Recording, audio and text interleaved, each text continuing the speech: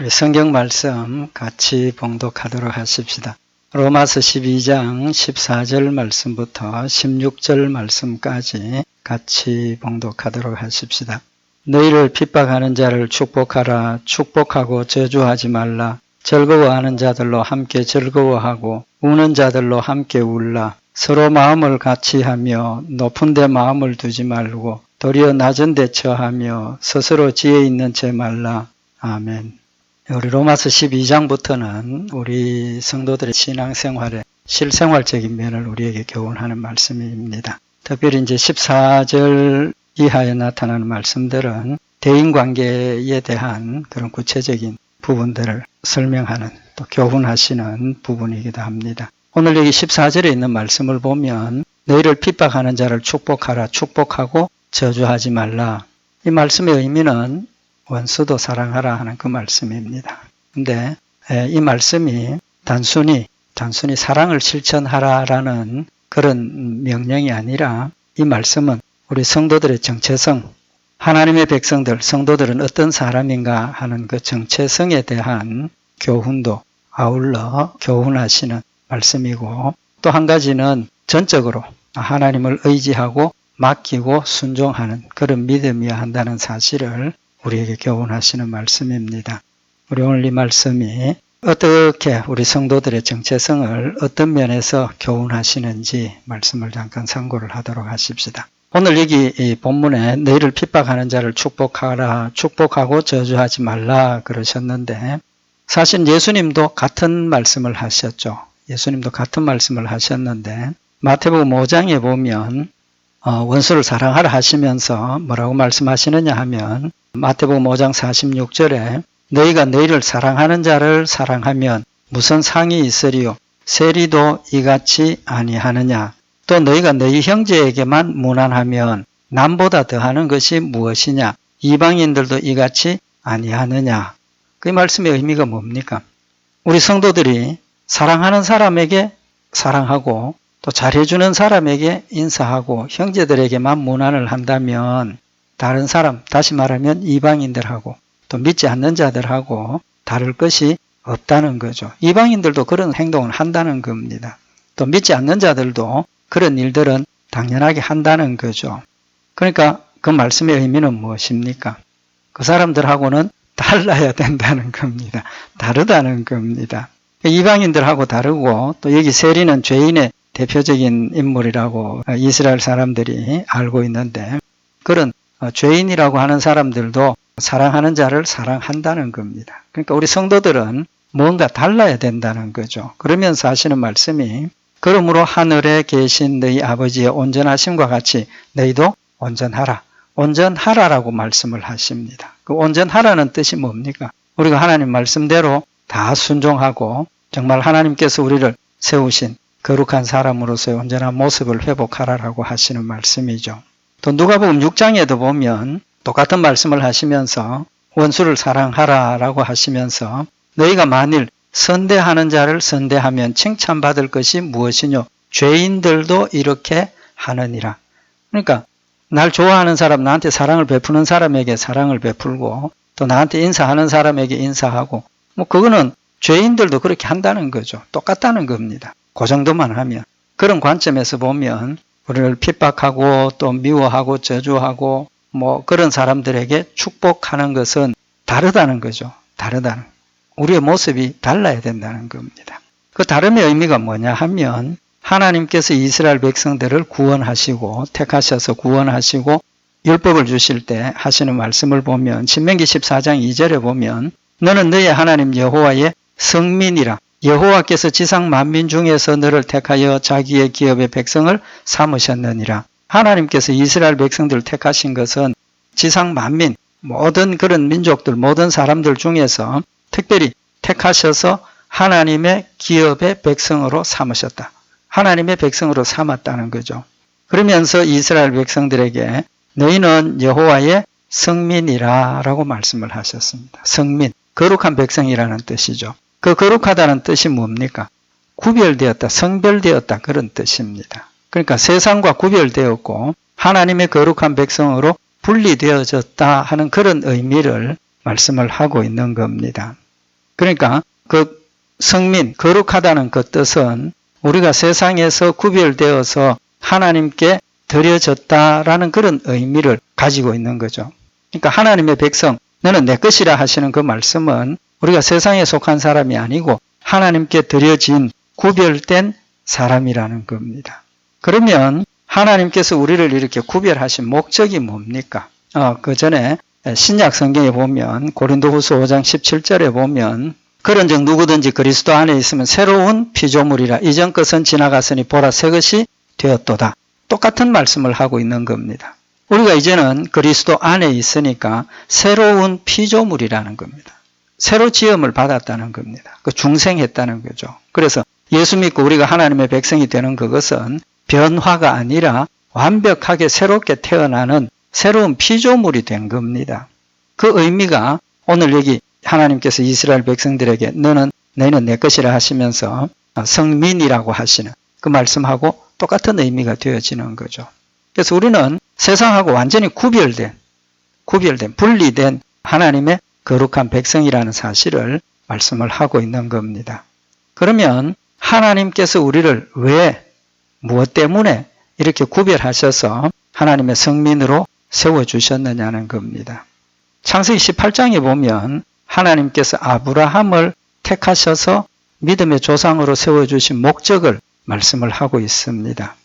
창세기 18장 19절에 보면 뭐라고 말씀을 하셨느냐 하면 내가 그로, 여기 아브라함, 그는 아브라함입니다. 내가 아브라함으로 그 자식과 권속에게 명하여 여호와의 도를 지켜 의와 공도를 행하게 하려고 그를 택하였나니. 하나님께서 아브라함을 택하신 것은 아브라함뿐만 아니라 그의 권속과 그의 후손들이 하나님의 도를 지켜서 의와 공도를 행하게 하려고 택하셨다는 겁니다.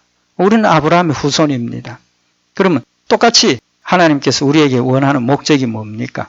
하나님의 도를 지켜 의와 공도를 행하는 것이 우리의 본분이고 또 우리의 해야 할 일이라는 사실을 말씀을 하고 있는 겁니다.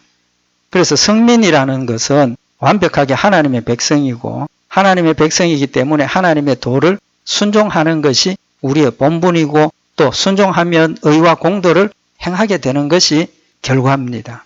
그 말씀은 아담과 하와가 하나님께서 만들어주신 에덴 동산에서 하나님 말씀대로 열심히 순종하고 또 하나님 뜻대로 살면서 하나님 주신 축복과 평안을 받아 누린 것처럼 우리도 이 땅에서 하나님의 의와 공도를 행하고 또 우리의 모든 삶이 그 에덴 동산과 같은 천국과 같은 그런 삶이 되도록 하나님께서 우리를 택하셨다는 사실을 말씀을 하고 있는 겁니다.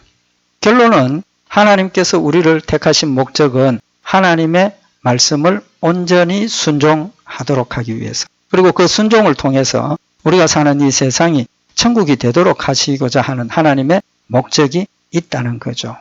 그러면 우리 성도들의 정체성이 뭡니까? 거룩한 백성이고 하나님의 말씀을 완벽하게 순종해서 온전한 자가 되는 것이 우리 성도들이라는 사실을 말씀을 하고 있는 겁니다. 그러면 우리가 이렇게 하나님의 뜻을 이루기 위해서 필수적으로 해야 될 것, 순종해야 될 것이 뭡니까? 율법이죠. 율법. 하나님이 우리에게 주신 법입니다. 그래서 우리가 하나님의 말씀을 완전히 순종하면 율법의 완성을 이루는 거죠. 근데 그 율법의 정신이 뭡니까? 여러 가지 십계명도 있고 그 외에 부수적인 여러 가지 법들이 있지만 우리가 하나님이 주신 그 법의 정신은 사랑입니다. 그죠? 사랑. 하나님을 사랑하고 또 이웃을 사랑하는 것. 대인관계의 사랑과 하나님에 대한 사랑이 율법의 완성이요, 율법의 원리요, 또 율법의 내용이라는 사실 우리 너무나 잘 알고 있습니다. 그렇게 보면 오늘 여기 본문 말씀에 너희를 핍박하는 자를 축복하라, 축복하고 저주하지 말라라고 하시는 이 말씀이 더 큰 의미로 보면 하나님의 말씀을 완벽하게 순종하도록 하는 명령이라는 거죠. 우리가 믿음으로 순종합니다. 또 소망으로 순종합니다. 또 사랑으로 순종합니다. 근데 그 중에 제일은 사랑이라고 하신 이유가 믿음으로 하는 것, 또 소망으로 하는 건 조건적인 사랑이죠. 사실은 조건적인 사랑입니다. 그러나 사랑에 의한 사랑은 그건 완벽한 사랑이, 무조건적인 사랑이죠. 순종입니다.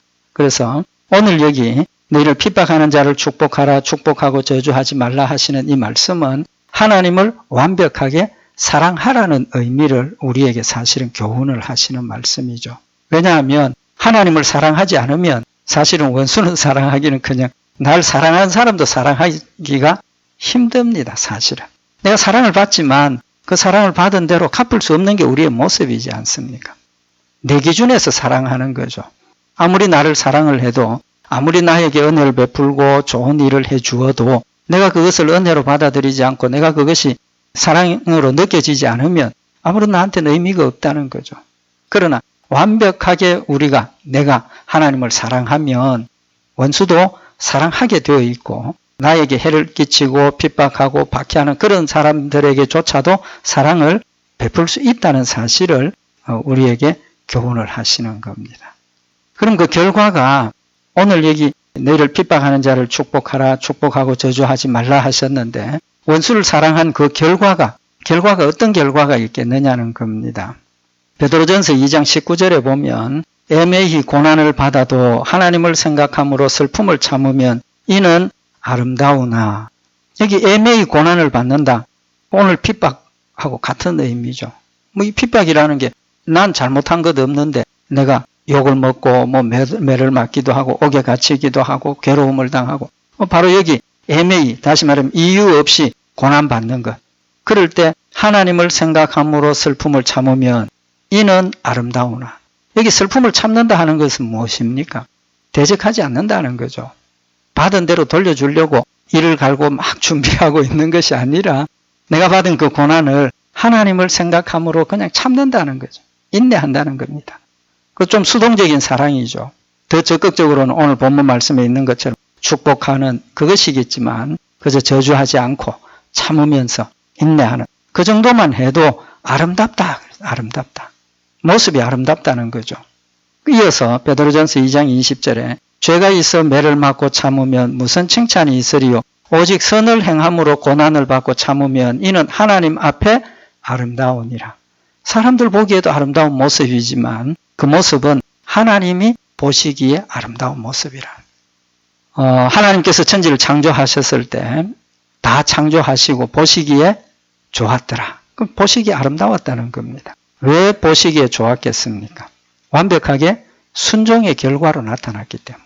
하나님께서 만들고 또 있으라 하셨을 때 그대로 말씀대로 되어진 겁니다. 모든 것이 하나님 말씀대로 되어지고 순종하니까 그 모습이 보시기에 좋았더라. 여섯째 날까지 열심히 하나님께서 만들어 놓으신 그 전체를 볼 때 심히 아름다운, 심히 좋은 그런 모습이라는 겁니다. 결국은 우리가 하나님 앞에 아름다운 모습으로 세워지기 위해서는 하나님을 진심으로 사랑하고 하나님 사랑 때문에 대인관계에서 사랑도 열매가 맺혀질 때 천지를 창조하시고 하나님 보시기에 심히 좋았더라 하시는 그 모습이 우리에게 나타나질 수 있다는 사실을 말씀을 하는 겁니다. 우리의 삶의 모습이 하나님 앞에 아름다워 보이는 것이 우리의 목적 아니겠습니까? 하나님을 영화롭게 하고 하나님을 기쁘시게 하고 그것이 곧 하나님 보시기에 아름다운 모습이라는 거죠. 그래서 베드로전서 2장 21절에 보면 이를 위하여 너희가 부르심을 입었으니 그리스도도 너희를 위하여 고난을 받으사 너희에게 본을 끼쳐 그 자취를 따라오게 하려 하셨느니라.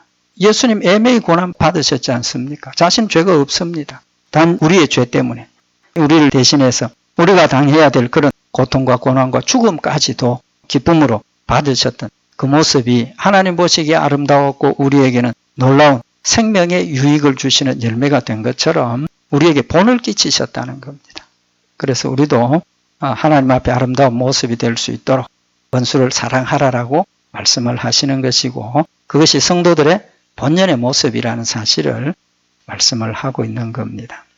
이렇게 우리가 원수를 사랑하고 또 이웃을 사랑하는 그것이 하나님 앞에 아름다운 모습의 열매로 첫째는 나타나지고 두 번째로 하나님께서 핍박하는 자를 저주하지 말고 축복하라고 하시는 이유는 만약에 핍박하고 미워하고 나를 해치는 사람에게 율법의 본 정신은 뭐라고 합니까? 사랑 말고 이에는 이, 눈에는 눈. 율법의 그 벌의 내용이 꼭 이에는 이, 눈에는 눈. 받은 대로 돌려주는 게 율법의 벌의 내용이지 않습니까? 그걸 생각을 하면 우리가 당한 대로 갚아야죠. 그 갚아도 된다는 거죠. 그러나 하나님께서 그렇게 하신 것은 그 벌 때문에 무서워서 죄를 범하지 않도록 하기 위해서 그런 벌을 말씀을 하시는 거죠. 용서를 이야기를 하셨습니다. 그런데 중요한 게 뭐냐 하면 하나님께서 핍박하는 자를 축복하라, 원수를 사랑하라 하시는 이 말씀의 의미가, 두 번째 의미가 뭐냐 하면 그렇게 하면 뭐가 끊어집니까? 끊어지는 게 있습니다. 만약에 그렇게 안 하면 뭐가 계속됩니까? 원수가 아픔의 악순환이 계속되는 겁니다. 처음에는 실수로 내가 어떤 사람을 해쳤는데 그 상대방이 나한테 어떤 그 똑같이 난 가해를 가했을 때 나는 내 잘못한 건 생각을 안 하죠. 내가 받는 피해와 내가 받은 고통과 내가 받은 그런 것에 대한 원수 갚고자 하는 마음이 우리 마음속에 누구든지 다 가지고 있다는 겁니다. 가지게 된다는 거죠. 그렇기 때문에 하나님께서 원수에게 축복하고 원수를 용서하고 저주하지 말라 하시는 것은 자꾸 주고받고 악을 주고받는 겁니다. 그걸 끊자는 겁니다. 그래서 하나님께서 우리에게 원수를 사랑하라 하시는 것은 계속 그런 주고받는 원수 갚음이 주고받으면 이 세상이 편할 날이 없지 않습니까? 조용할 날이 없는 겁니다. 그래서 하나님께서 만드신 질서와 하나님께서 주신 평강을 지키기 위해서 말씀을 하시는 겁니다. 그래서 하나님께서 우리에게 하신 말씀이 원수 갚는 것을 하나님께 맡기라고 말씀을 하시고 그 다음에 이제 뭘 말씀을 하셨느냐 하면 로마서 이제 12장이 앞으로 더 후반부에서 말씀을 상고를 하겠지만 19절에 보면 내 사랑하는 자들아 너희가 친히 원수를 갚지 말고 진노하심에 맡기라. 기록되어서되 원수 갚는 것이 내게 있으니 내가 갚으리라고 주께서 말씀하시니라. 하나님께서 내가 갚겠다 그렇게 말씀을 하시고 그 다음에 이제 원수에게 축복하고 저주하지 말라라고 하신 그 내용을 말씀을 하시는데 로마서 12장 20절에 보면 네 원수가 줄이거든 먹이고 목마르거든 마시우라. 그리함으로 네가 숯불을 그 머리에 쌓아 놓으리라. 원수에게 사랑을 베풀고 원수에게 먹을 걸 마실 걸 공개하면 그 원수의 마음이 어떻게 합니까? 숯불을 원수의 머리에 쌓아 놓으리라 라고 말씀을 하셨습니다. 그 의미가 무엇이겠습니까? 양심의 가책을 느끼고 부끄러워하도록 만든다는 겁니다. 회개한다는 겁니다. 그래서 베드로전서 3장 16절에 보면 선한 양심을 가지라. 이는 그리스도 안에 있는 너희의 선행을 욕하는 자들로 그 비방하는 일에 부끄러움을 당하게 하려 함이라. 우리가 선한 양심을 가지고 우리에게 악을 행하고 우리를 핍박하고 우리를 괴롭히는 그들에게 선행을 베풀고 공개를 하면 오히려 그들이 자신들의 비방했던 일에 핍박했던 일에 부끄러움을 느끼게 된다는 거죠. 물론 다 그런 건 아니죠. 그렇지만 하나님께서 모든 사람에게 양심이라는 걸 주셨습니다. 양심을 주셨기 때문에 어느 정도 사람들이 자신의 어떤 잘못을 다 깨닫게 되어 있고 거기에 대한 어떤 선행으로 갚을 때 그들의 마음에 부끄러움을 느끼고 회개하고 돌아서는 그런 열매를 맺을 수 있다는 겁니다. 그래서 하나님께서 우리에게 사랑을 행하라 하시는 것은 악행을 끊는 그런 목적이 있고 또 악한 사람들의 마음을 감동시켜서 변화시키고자 하는 그런 하나님의 은혜의 방편이라는 사실도 말씀을 하고 있습니다. 그러면 한 가지만 더 생각을 해보십시다. 원수를 사랑할 수 있습니까? 없습니까? 솔직히 사랑할 수 없습니다. 우리의 힘으로는 할 수가 없습니다. 뺨 한 대 맞으면 두 대를 때리고 싶고 힘이 없으면 그저 뒤에서 욕이라도 해주고 싶은 게 우리의 사람들의 본질적인 모습입니다. 근데 하나님께서 우리에게 너를 핍박하는 자를 축복하라, 축복하고 저주하지 말라. 이 말씀은 실제로 우리 힘으로는 절대로 할 수 없는 일이죠. 할 수 없는 일입니다. 근데 하나님께서 그렇게 명령을 하시고 우리가 할 수 없는 일을 하라고 하신 것은 아니라는 거죠. 할 수 있는 일이라는 겁니다. 왜 할 수 있습니까? 하나님께서 도와주시기 때문에.